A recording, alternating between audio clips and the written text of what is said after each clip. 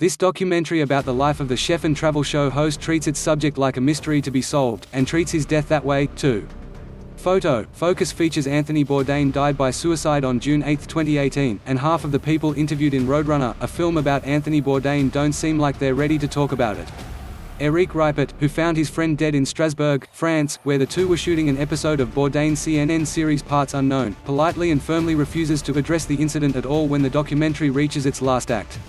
Roadrunner is a documentary about Bourdain's life that is irrevocably overshadowed by his recent death, a standard format talking heads and archival footage film that manages to feel unruly and raw and sometimes troubling. It's more interesting than 99% of the biographical documentaries out there today, but the grief being showcased is so close to the surface, and the emotion still so unprocessed, that it can feel invasive. Sometimes, it feels worse than that. In deciding to treat his subject as a mystery he's trying to solve, director Morgan Neville makes some ugly choices when it comes to that subject's suicide, before veering off into a conclusion that's more cathartic.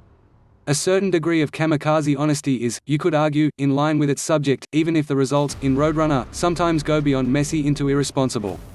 Bourdain, a chef who became a writer who became a TV host, and a TV host who got as close as a celebrity can to being universally beloved these days, had a pathological aversion to bullshit. His first burst of fame came from a book, Kitchen Confidential, that described the dysfunctional unseen ecosystem of high-end restaurants with a hilarious frankness, as well as a resolute affection. He made his way in front of the camera, but the back of the house, where things were actually cooked in cramped chaos, was where his heart remained throughout his career. His shows were made with the understanding that great meals were as likely to come from a roadside cart as a white tablecloth joint, and they were founded, and sometimes cast doubt, on the power of food to bring people together.